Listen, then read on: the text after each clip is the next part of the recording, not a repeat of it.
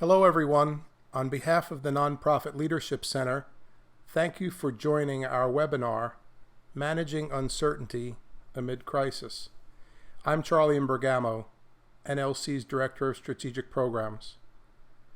We're a team of lifelong learners at the Nonprofit Leadership Center, and we're committed during this time to continue to develop and connect nonprofit leaders on behalf of those we serve in our community. We're leading by example alongside each of you to focus on our collective wisdom and to be stronger together. We're committed to adapt and to respond courageously. The good news is we're in this together. We're delighted to have Steve Zimmerman facilitating this session with us today. Steve and his team from Spectrum Nonprofit Services are remoting in from Milwaukee. And we can revel as Floridians on our beautiful sunny day. It's about 46 or 47 degrees up in Milwaukee. Steve and his team provide high-level training and consultation in finance and financial strategy, in financial sustainability and viability. All incredibly important topics and top of mind for us in our sector these days. Steve's the co-author of 2 books and enjoys wide readership in the nonprofit world across our country. Locally with NLC, he's facilitated 2 matrix map cohorts where we study financial sustainability. He's a CPA, has a BA from Claremont McKenna College, an MBA from Yale, so he's eminently qualified to facilitate this conversation. But above all else, he's a great guy and partner. Co-hosting our session today on behalf of NLC is my teammate, Karina Kletter, our program associate.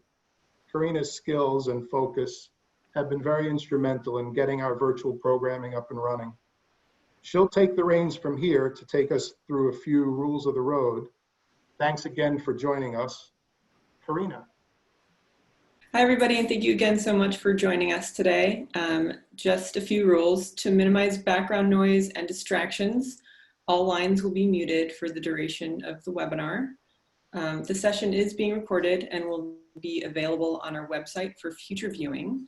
We will warmly welcome your questions. Steve will be pausing throughout his presentation to take questions, so please add them to the chat box as they arise. You can open the chat box by going to the bottom of your Zoom window where you see all your settings and click on chat. And we're so looking forward to a productive, engaging session, and thank you so much for your participation.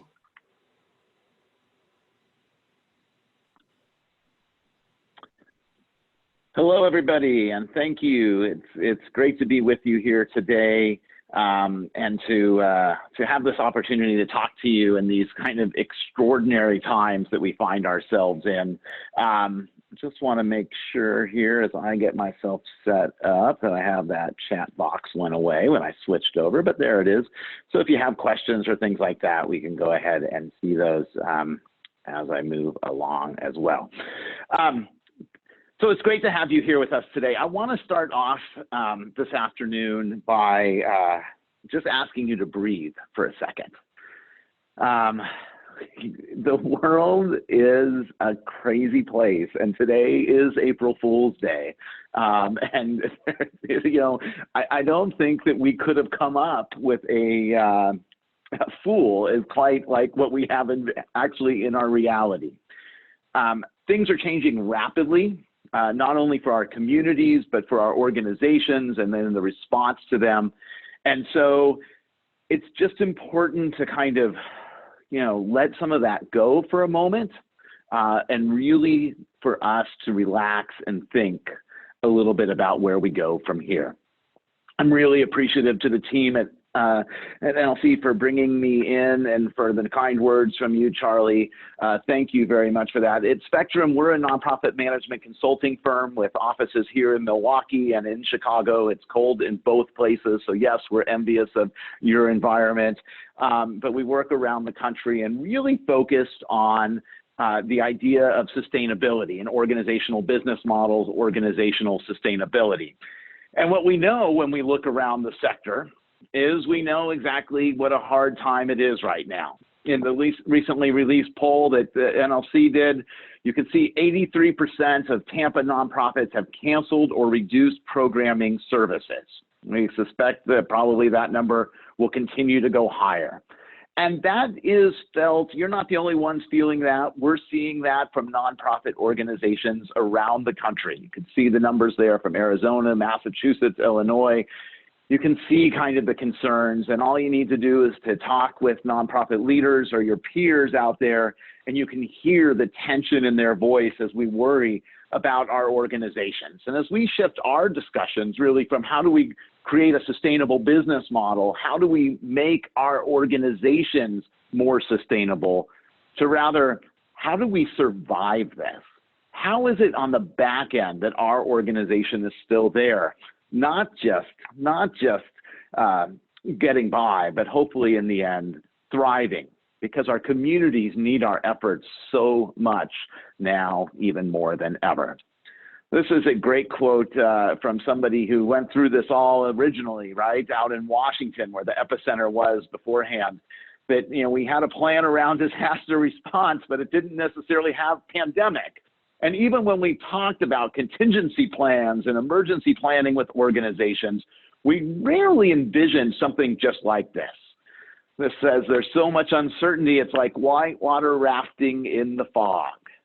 And I think that's a really good analogy, and certainly one way I know that we feel is every day it seems like there's another onslaught of kind of what direction should we go and how are things progressing. But let's remember a couple of things. So we start with the idea of sustainability involving multiple aspects of an organization. That deep interconnectedness between the financial strategy, what it takes for us to be financially viable, and our impact strategy. How is it that we accomplish our mission? And we look at that interconnectedness because this is the tension and what we have to balance as nonprofit leaders all the time. And so that's that third bubble right there, that leadership, having that component, not just the executive director, but all of staff, all of the board, key stakeholders, people who really care about our organization.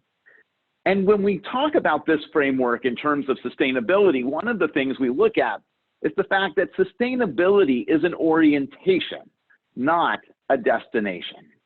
And so when you think about it in that way, right, we talk about it always changing. Our world changes, the environment changes, and what was sustainable, typically we say what was sustainable, 10, 15 years ago may not be sustainable today.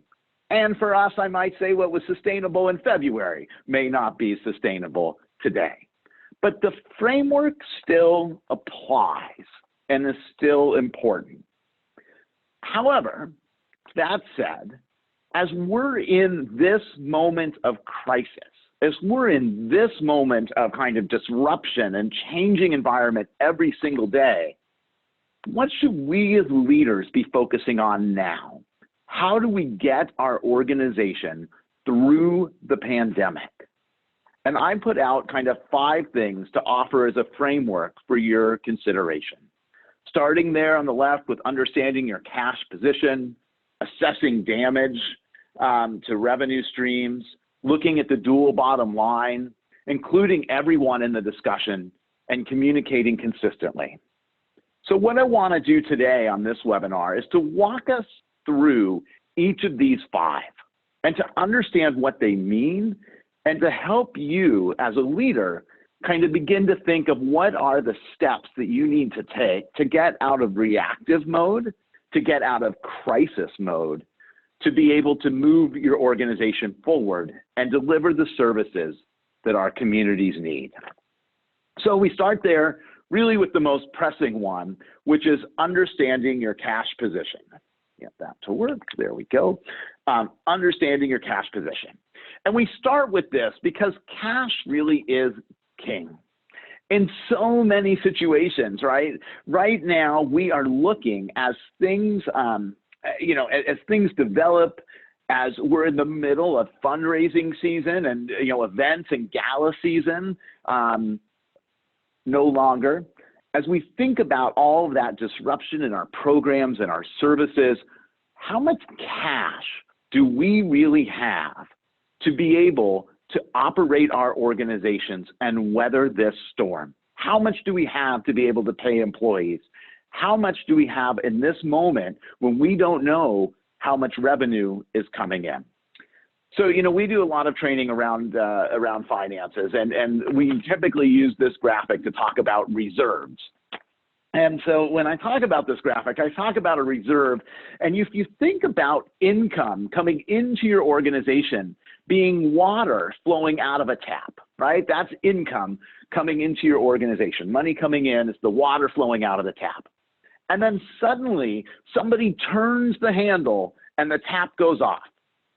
Your reserve, when we talk about reserves, is the amount left there in the bucket. How much water do you have left there in the bucket? And I'll tell you, usually when I give this presentation, I make the joke that I've never known an organization that's lost 100% of its revenue in one day. Not so funny today. I actually know several organizations that have lost 100% of their revenue in one day. So, this concept, though, that we are used to talking about with reserves is really prescient and really important right now. Because when we calculate this, what we're looking at is if we were to continue our operations, as is, with no more money coming in, how long could we survive? So here's the equation that we use, and it's really looking at liquid reserves. So cash, right? How much cash do we have? And so this, I think, is the first part that's really important, is to know kind of what level of urgency is there within your organization. So we have in the numerator there cash plus cash equivalents plus accounts receivable. What money do you think that you've already earned is going to come in? When is it going to come in? And then in this particular equation, we actually take out restricted cash and restricted receivables. And the idea behind that is we want to take those numbers out because, we don't know necessarily that we're going to be able to do that work. That is work that we have to earn. We've promised that we would do something for, and we don't know necessarily that we're going to be able to do that work. So we want to take that out. And then we divide it by a typical month's expenses, So what this tells us is how long can we survive if we bring in no other additional revenue and we just keep operating as is. For most organizations, when they're going to calculate this, you're going to, it's going to start getting the heart beating a little bit faster, right? It could be anywhere, from 2 to 3 months. It's very likely it could be in the weeks, right? It could be less than 1. And that's not uncommon, unfortunately, in our sector. But it does tell you exactly, kind of gives you a framework of how quickly do you need to move. Now, a lot of organizations have had complete disruption of programming, especially in the arts and culture sector, where we've seen them shutter their doors, museums closed, etc. So there's another formula that I want to give you, which is based really around survival mode, right? Okay, if we're going to we're not going to do any programming, but we want to keep our people, employed. How long can we do that for? And so this takes a look at cash plus cash equivalents minus restricted cash. Notice I took out receivables there, so I made it quite as, as restrictive or conservative as possible. Just to kind of give us the number that we have on hand, the cash we have access to today, and then we divide that by our month's payroll and health insurance, so the related expenses there, plus our rent and occupancy related expenses. So how long could we survive with this? Now, this number is going to be a little bit sobering as well, but again, I think knowledge is power. And so our goal in this is not to necessarily make you feel better, but to give you an idea of what the runway looks like. How long do you have? Oftentimes in these moments of crisis, we get into a mode of paralysis, and especially in this one where we have more data and new information coming at us every single day. We need to know how quickly do we need to make a decision, and do we need to act. So we take these two kind of pieces and we put it together with our cash flow projection, and how is it that we think about our cash flow moving forward. So I want to offer you kind of today, as you look at this, this is a typical cash flow forecast document here.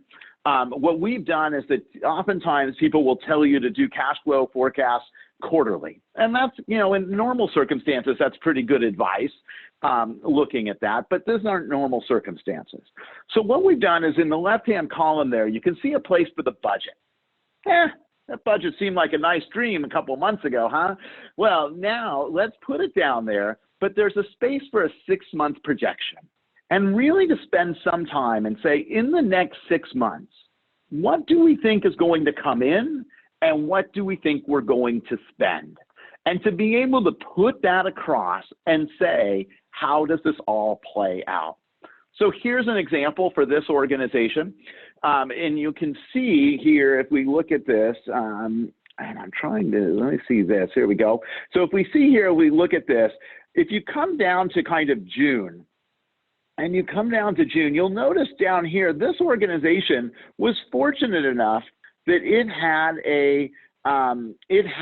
a line of credit. And so it was able to pull from their line of credit to get a little bit more into their account to be able to have some cushion for payroll. Then a little bit further on down here, they paid back $20,000 of that right there. But they were not able to pay back the full amount yet. You may have reserves that you can borrow from, or it is likely that you may have nothing. In which case, it again begins to show you, how do you need to maneuver? How quickly do you need to make some decisions? How do you bring this to funders? How do you kind of proceed from this moment in time as to where you're going? So looking at all of this data and kind of putting all of this data together to be able to really think about what the future holds. Now, cash flow forecasts, I think, should be one of the first things that you're hopefully already in the process, if not doing more. There are places to turn to if you don't have cash in there. And so there's a couple of them I'm just going to run through right now. These are all come from the CARES Act that was passed and signed into law last Friday. There's a lot of resources out there on it. I'm sure NLC has more resources on it as well. But just to kind of keep in mind some of them as we talk about it, and this could be its own webinar, so I'm just going to hit the real highlights here. First is the economic injury disaster loan. So what they've done is they've expanded this pandemic to be part of these loans, right? And they're administered by the Small Business Administration. You can get a short-term forgivable $10,000 emergency cash grant today. Well, you can apply for it today. Let me take that back. You can apply for it today. You can get it in 3 days after that. And if you go to the SBA's website, they will have that application up there, and you can go ahead and fill it out. I actually looked at it this morning. It's fairly straightforward. Some information around kind of what your annual revenues are and things like that, but they will give that to you. And that advance is forgivable, You can also have long-term loans if you need up to $2 million. There is interest associated with that. I think it's 2.75% for nonprofits. But again, one of the aspects that was funded by the CARES Act. The other one, which is getting a lot more attention, is called the Paycheck Protection Program. That one is available through your local banks. And so it's really, they've put nonprofits in here with small businesses. If you have 500 or fewer employees, you can get a loan for up to 2.5 times your monthly payroll-related expenses. 2.5 times your monthly payroll-related expenses. They take an average over the last year. The piece about this is really about trying to keep people on your payroll. So it will be forgiven if you keep people on your payroll for 8 weeks from when you get that. So you need to have the same amount from 8 weeks from when you get that loan. Or if you've already furloughed or laid people off, you need to bring them back on as quickly as possible, and then they will look at that as well 8 weeks from there, where you are at the end. So again, kind of another piece. Our advice on this one, because they're just putting out kind of forms right now on the Treasury Department's website, and you can complete those, but this is really going to be distributed primarily through your local banks. So talk to your local banker and find out your banker, and go from there. The third one here is the Economic Stabilization Fund. I just throw it in here for completeness. It is for very large organizations. If you have over 500 employees, we put that airplane in there because you're going to be competing against the airline industry for those funds. But for larger employees, that's a piece on it there.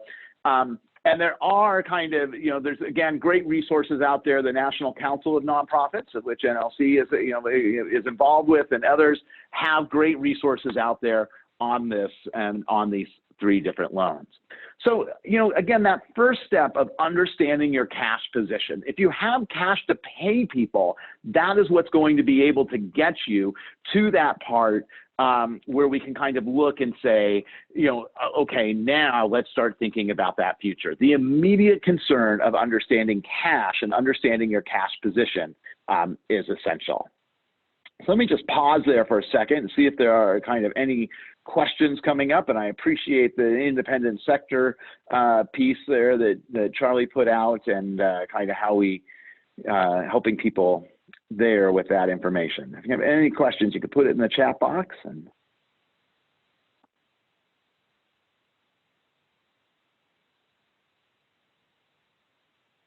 all right, then what I'm going to do is I'm going to, hold on a second.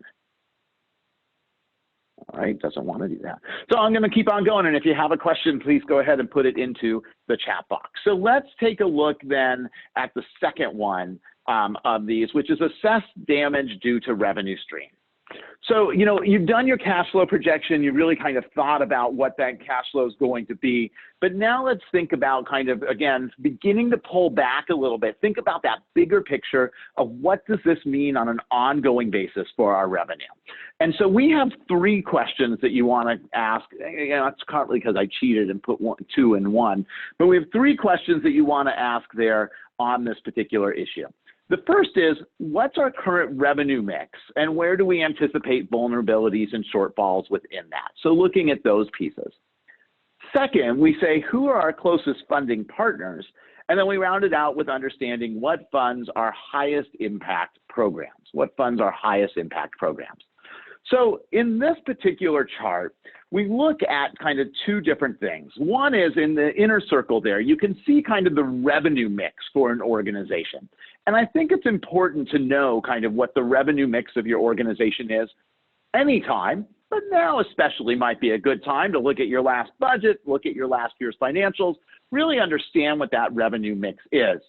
The outer circle in this particular diagram, which we call the sunburst, and so you should really appreciate that in Florida, is really the next level of detail within it, right? Saying who exactly makes up fee for service or individual events and things like that. And having that discussion among your leadership team and among your board to really understand where the vulnerabilities that your organization will face. Part of the challenge that we have in crisis is that when people don't have complete information, more so than others, they tend to kind of go to their pet thing, or they tend to go to their pet project.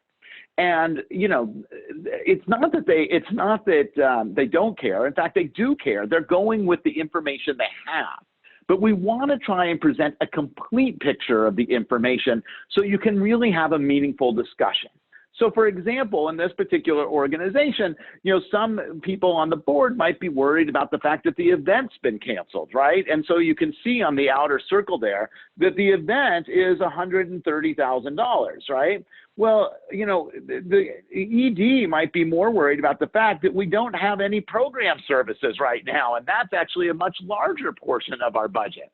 So this just helps to kind of normalize that conversation and have the discussion perhaps about both things, not just about one, but both things, but to put it in context and put it in perspective and be able to identify right away, where is our current revenue, what's our current revenue mix, and where do we anticipate vulnerabilities?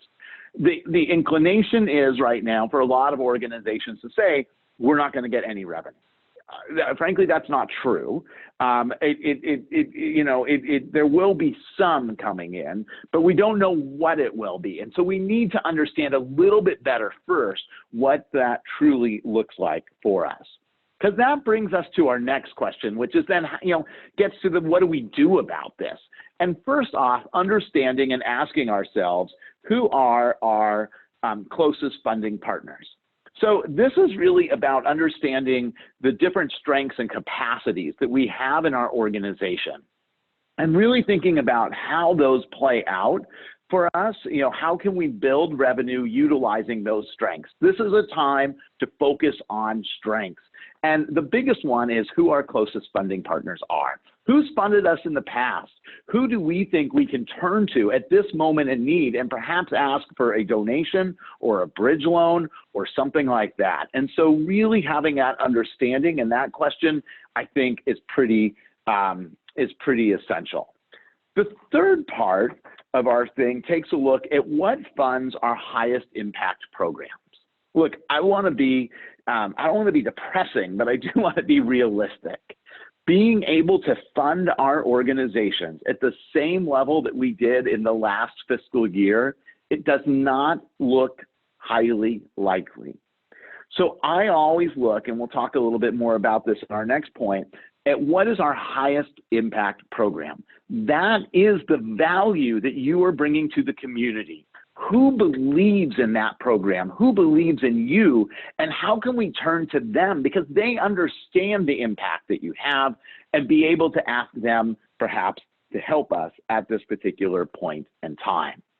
So when we're looking at revenue, we want to assess the revenue damage. And really first, again, starting with where are we vulnerable, where there's going to be shortfalls, talk about who are our closest partners, who might understand and want to make sure that we survive. And then what funds our highest impact programs and going there, kind of going into those pieces. I will say with this information, and sometimes this is a little bit of a longer process, you want to go back then and update that cash flow, making sure that your cash flow is accurate and reflects your latest thinking. And that is going to be something that you want to do repeatedly. The cash flow forecast is an iterative process, and you are going to learn more every single day. So going back and updating that document is really important. Also, this is an opportunity to kind of think about how can we be creative and what does that look like? We've already seen some events move to the online virtual world. Sure, they don't bring in as much revenue as they did when you were in person, but they also don't have as much expense. And so is there a way to kind of think creatively about how are we going to bring in money and what might that do to our revenue, right? How do we make sure that those people that were engaged with us last year can be engaged with us this year in some manner? I have seen some amazing fundraising emails that have gone out directed to me, reminding me of the impact that organizations have and why supporting them and helping them get through this is so important, because we all are thinking about brighter times in the future. So yes, we have panic, but let's also kind of take that deep breath and make sure that we remember our impact and we remember where we're going from there. That's our second one of assessing revenue. I'm just going to take a quick peek here and see if we have any questions that kind of come up. And in my screen, I'm going to have to put on my glasses to read it. So what's a reasonable window for cash flow forecast? Some boards are asking projections as far out as 12/31, and that seems hard to predict. Any tips? So I think that, I do think that is hard to predict, to do it all the way out to December. I would try to do it. We've done it 6 months out, and I think that that's kind of a fair number to do, and then to keep it rolling. Really, in many cases, I'm working with a lot of performing arts organizations right now that are probably not going to start up again until performing arts probably until their fall season. And so they've done it through that, right? Is there a point when you think you might get up and running to at least kind of have those numbers down and then see where you go from there? I don't think December is that unreasonable. I can see why people go it, but I start with 6 months and kind of go from there. All right. How do we get the presentation that was shared? That's a really good question. I believe it was shared in the chat box up above earlier. And so you can go there and download it from that. Okay, so let's take a look then, and let's kind of carry on. We'll take a look at our next section, which is looking at the dual bottom line. So, what happens in these moments of crisis is, we talk, and this is nice, Steve, consultant language. It's all so great there. We talk about the intersection of impact and finance and how that all works. But the reality is that when we get into crisis, we tend to focus solely on finance because that aspect of our dual bottom line is so prevalent and so important. And so, one of the things that happens is that if we need to make cuts in our organization, we tend to kind of say, okay, let's just cut everything across. We need to cut things by 10%. So let's cut everything across the board. And that can be damaging because what that does is it might cut your largest program or your most impactful program. And therefore it might diminish your impact more than you really wanted to. So, what this comes back to for me is understanding that everything an organization does has value. But given where we are today, we need to ask ourselves the question of which aspect of the organization has the most value today? Where are we having the most impact today? What does that look like? And being able to kind of put that together as we think about what is our organization going to look like moving forward. So, we've assessed our cash flow. We need to start making some decisions. What does that look like moving forward? So the tool that we use for this is the matrix map. And so this is thinking about everything your organization does on the dual bottom line. Impact there on the vertical axis, profitability on the horizontal, and really thinking about your organization as a portfolio. A lot of different activities, and how do they all fit together, and how do they all work, and making sure that we know that. Now, the matrix map can be kind of a long process, but in times like this, it can also be really short, and doing a quick and easy matrix map. I've done it actually in an afternoon for an organization. 5 steps I'm just going to throw out here. The first one is really defining your programs and thinking about that. When you define those programs, what is it that we do? What's our fund development programs? Moving on from there. Then we talk about assessing relative impact. So having a conversation about what is the impact of each of our programs. And so this is as easy as necessarily asking kind of 4 key questions that you have up there. How much does the program contribute to our impact? How good are we at executing it? Does it meet a significant need in the community? Are other people out there doing this? And how deep is the intervention? And having some level of discussion about each of your programs relative to the others. Everything we do has value. Not everything has the same value. And so really being candid about that and having that discussion, I think, is so important for organizations at this moment to know then what is delivering the highest blended impact as we move forward. From there, we take a look at profitability and determining kind of our true profitability here. Now, if you have your accounting system set up, you can make sure that you have revenue by program and you can subtract out your fully allocated costs, and that gives you kind of what your profitability is. But a lot of organizations do not. So here's another way of looking at it, is if we think about profitability on a scale of -3, meaning that program is highly subsidized, it doesn't bring in any money, to +3, meaning that program brings in a lot of money, our annual event perhaps. Think about kind of where would each program fall on that scale from -3 to +3. From there, you can either use the nifty Excel template, or you can just put it on a piece of paper. Plot your map, see where everything falls, right? And see how they go from there.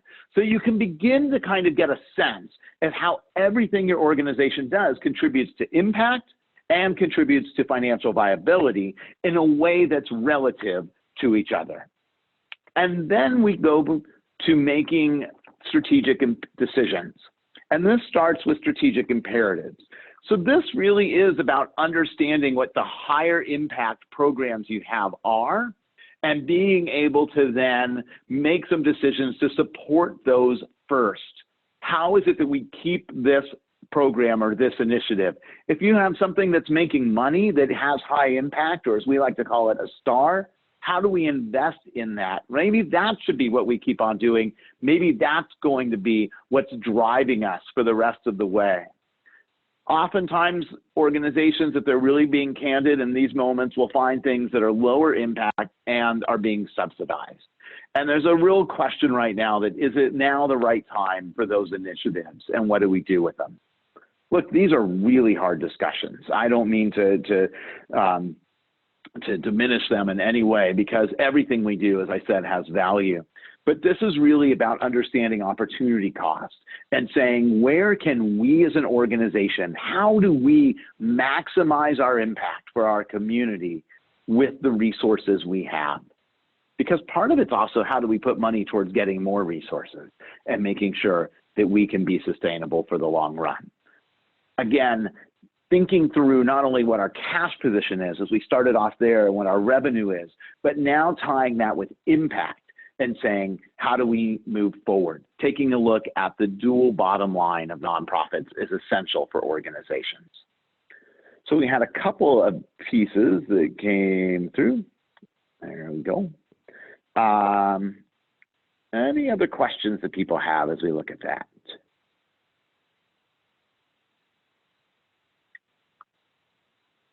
All right.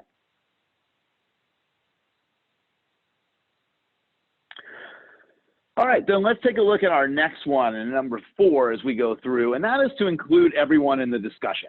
You know, oftentimes what happens when we're in a moment of crisis is that things tend to happen really quickly, and so we move really fast, and there tend to be kind of, decisions that come down to individuals acting as individuals instead of as teammates. And what we want to do here is to make sure that we include everybody in the organization. The reality is that, we have this myth in our society of the superhero leader who's out there making everything happen on their own. And yet we know that that is not really how organizations operate. Organizations rather require everybody to be involved, right? And truly successful, thriving organizations are leaderful efforts that involve staff, that involve board, that have constituent voice, that have everybody kind of at the table. And especially in these moments where we have so much uncertainty and we don't know exactly what the right answer is, how is it that we can move forward? We need to move forward together. This is a great quote I found from Abraham Lincoln that talks about, being a firm believer in the people. And, that the great point is to bring them the real facts, bring them the real truth, give them the data to be able to meaningfully contribute to the conversation. And this is that moment, right? I don't want you as the leader to feel all the weight of organization survival on your shoulders. Rather, these are community-based organizations, and so it needs to be a community solution to keep the organization alive. How do we do that? Well, within the process that we've talked about so far, there's a lot of places for broad involvement, right? I think that the board and senior management and finance staff certainly are involved in the cash position and understanding the cash position. Everybody can be involved in assessing revenue. Then you look at the dual bottom line analysis. That can be decisions and things like that that are made in doing that analysis just by the staff, and you can involve all the staff. And then lastly, that decision making, ultimately it does come back to senior management and board, but again, kind of helping bring people along in that discussion. Oftentimes one of the things that happens is we're worried because we know that these decisions have implications. We know that there can be some hard decisions, especially at this time. We're seeing layoffs, we're seeing furloughs, we're seeing programs shuttered, things like that. Those are really hard decisions. We may not have all the right answers, but this was a great quote that I saw in an article recently that said that people be more willing to forgive your in-progress ideas if they feel like they're part of the process. People want to be brought along.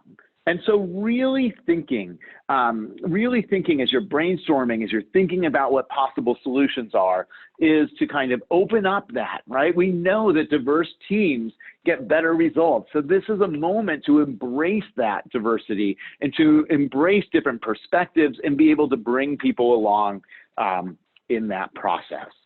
So this point, engaging everybody in that discussion actually goes hand in hand with our next one, which is communicate consistently.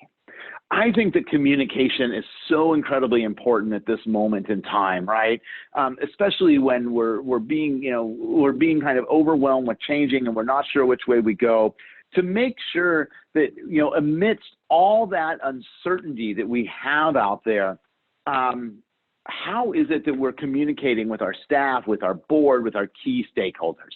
Let's face it, we're in the change management world right now, all of us are, and we as humans actually don't like change. We don't like uncertainty. And so perhaps part of what we need to do is to acknowledge that and to really think about, okay, how do we overcome that? And the answer to that is communication. So there's 4 key pieces to remember in this. The first one is to pause and breathe, right? I think that, you talk a lot about mindfulness. Like, this is a moment for that, right? This is the moment to understand where we are today and what's happening today. There are so many different scenarios that we can paint out there for what the future holds. We want to actually just rather let those go every now and then and just focus on where are we today. Know your audience. Different audiences require different levels of information. Different audiences require bringing people along differently. Know your audience, I think, is incredibly important as you move forward. Speak clearly and confidently. Speak clearly and confidently. In this world right now, there's a lot of jargon flying around, especially with the relief packages that are being offered, the loans and everything like that. So we need to kind of, again, take that step back and make sure that we're really being clear as to what do these mean, and then speaking that in a clear voice. Even if you don't know what it is that you are, where you're going or what's happening, making sure that you are clear and confident as you move forward. And then lastly, kind of with that, have specific next steps. What's going to happen next? If you don't know, when is the next update going to be? I think that's a really important piece. Again, that certainty, bringing as much certainty as you can back in the process. I will communicate with you again, X, right? People like to know that. We've seen so many moving dates as to when do we think life will be back to normal, right? Let's acknowledge we don't know. Here's what we're planning for now. And here is what we hope it will be. And here's when we'll communicate with you when we know what else. Having that certainty has been, I think is really important for people as they move forward. So let's talk briefly about kind of some of the different audiences and what that looks like, right? So first is the board. So I was talking with someone yesterday who was kind of shocked at the lack of communication that they've had from the organizations that they are on the board of. And, the feeling that she was expressing was that in this moment of time, you think there would be more communication, right? And she happened to be on the board of an organization where I knew the CEO and was talking with him. The CEO was saying to me, I don't have anything to share. But again, that nervousness is problematic, right? So how can we share, here's the facts that we have right now, and how can we engage you? I think that a dashboard, thinking about a dashboard for your finances and some of those key ratios is essential, letting them know kind of what's happening. I think talking about that nonprofit market, as you see there on the left, getting their input on that and what that looks like, I think is really important. Board Source did a great training last week, I believe, on kind of that, what should boards be doing now? And one of the key things, the 3 points that they really brought up is that what should board members do? First is listen, right? This is an opportunity to first be quiet and listen and understand the organization. Second, really be a thought partner. Try to encourage that thought partner. And then third is to support the organization. Some of them are supporting it financially, that would be great, but also to support the organization with their insight and with their knowledge and kind of, this is the time to really lean in and offer some guidance. Now, I'm mindful that when I say that sometimes you're blurring the line between governance and management. And I think it's important to remind board members of that separation, but that, everybody's invested in the organization. The organization is going to look different 1 year from now than it does today. And so how is it that we can build a stronger community and a stronger base of support for that organization of the future today? And that involves opening up, including people, and talking with your board and having those conversations. I think the same thing is true for donors, right? Nonprofits here, this is an article that Melissa wrote in the Chronicle of Philanthropy. They need to do everything they can to communicate clearly to their supporters and stakeholders what their status is as honestly as they can and ask for the kind of help they really need. I have been so impressed with how some funders are really stepping up. And so this is an opportunity to kind of really engage with them and think about what is it we need as an organization? How are we working as an organization? And to talk with them, to show gratitude for their previous support, to show that, to make it relevant as to why should we care? What about the impact of your organization? Connect the dots and then be honest with them. This is kind of a unique situation, right? Because I can't think of another time when, frankly, be really clear, everybody's been scared, right? Donors are scared, individuals are scared, staff is scared, board is scared. There's just a lot of scaredness going around. And so we want to remember that. We want to remember that and to think about that, right? Some organizations have been putting out messages, and I've seen them of, oh my gosh, we've lost our revenue. I need $50 from you today. And there's been pieces that have really shown that messaging has not been very successful, because you get that as a donor and you're thinking, I may lose my job. I need $50 today. But when you start thinking about what life is and what the nonprofit sector brings to our communities and the impact your organization is, bringing people along, making it relevant, understanding that we will eventually survive this as a community.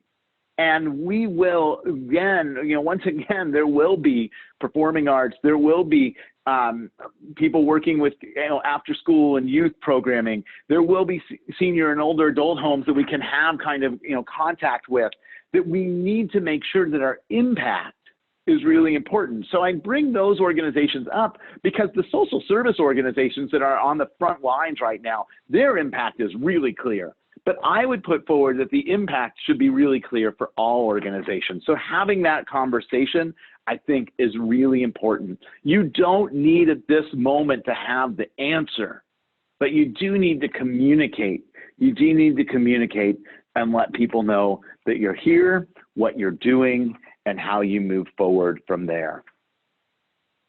So 5 pieces to think about in this moment, to take a deep breath and kind of put it in. From the immediate concern of understanding your cash position, how long can we last, and assessing the damage to your revenue, to really beginning to rebuild, looking at the dual bottom line, to keeping that kind of value in there, of including everyone into the discussion and communicating consistently, building the future of your organization step by step. In the recent NLC poll, one said the insecurity of these times can bring out the best and worst in people. Let's all work together to be the best. Our sector is essential in our communities. Our sector has pivoted like we have never seen in our lifetimes over the last several weeks. We will probably continue to do so. And yeah, it's scary. And it is really scary to think about where do we go from here. But I think that, you know, we can't imagine a world without the nonprofit sector. So we need to take steps to survive, to secure a better world with the nonprofit sector. And the key that I would tell you in that is that even though there is a lot of uncertainty, it's the start right now. Those organizations, one of the key things we learned in 2008 is that those organizations that ended up thriving were those that were not afraid to take steps when things started to turn south during the Great Recession. So really understanding your position and starting to take some action steps to move forward is essential. And to ask yourself as you look at all 5 of those things, what can I do today? What can I do today to actually begin to build a better future? It is easy to get stuck in Outlook on email, to be overwhelmed with some of the volume that's coming through. It is easy to look at your web browser and look at all the resources out there and learn and kind of go from there. And that's all important to do. But at some point too, we need to start taking action. So really thinking about what's the action that you need to take right now as you begin to build your organization of the future.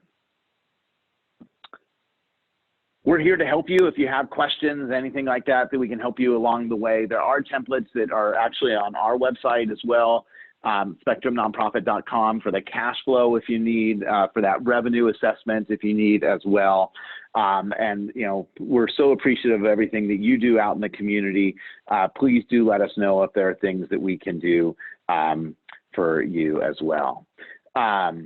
So there was one question that came in, and I will say, you know, we started with, I mentioned I've worked with some performing arts groups, and there's a few performing arts groups on this call as well. So can I share any tips on that?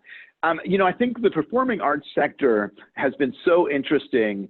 You know, it has been so interesting because they really have, you know, they just shuttered completely, right? And so it's been really drastic for them.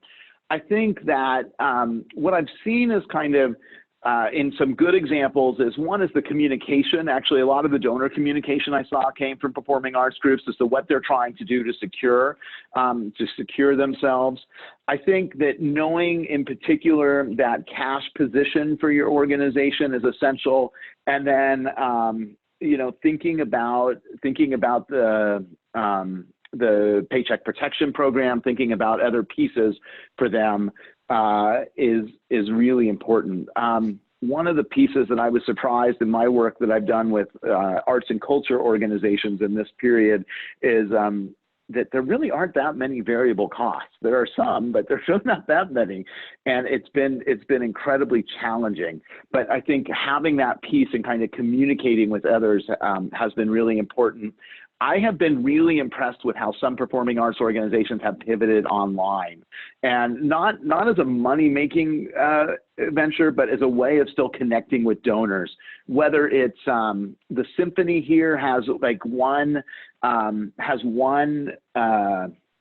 musician, you call them, yes, musician a day that is doing it says a little bit about their life and a brief solo and sends that out. And you know, those respites have been amazing, and people feel connected to it. So I do encourage you, again, that's kind of the creative thinking of how can we connect with people even when we're in this moment of crisis. Any other questions? We do, I will say, on our piece, on the handouts, you know, we've relied on several other great resources to put this together as well. And so I do want to kind of give a shout out to them, and that's in there if you want to take a look at any of those resources. It's helpful for you as well. But that's it for me.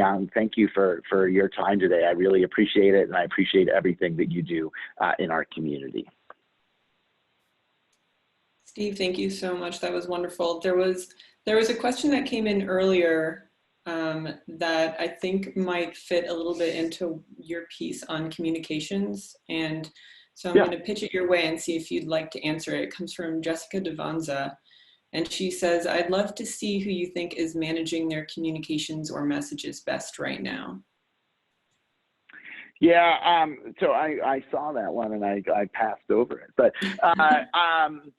I don't have anybody off the top of my head. I mean, there's so much communication that's been kind of going around. I will say from the performing arts side, where I'm in that, a local one here is the Milwaukee Repertory Theater, and I don't know if they have on their what they have on their website, but I mean, I know that a lot of the examples I draw from have been from them of what they've done with their donors. I don't necessarily have, and then not being down in Florida, I don't necessarily have local examples of that. I apologize. I'll look for some, and if I find some, I'll send some along to you. Sure. That's wonderful. Thank you again so much. And thank you for sharing this incredibly informative and timely presentation. Thank you to everyone that participated today. Please reach out to us if you have any questions, and keep your eyes out for our upcoming webinars. Thank you all. Thank you.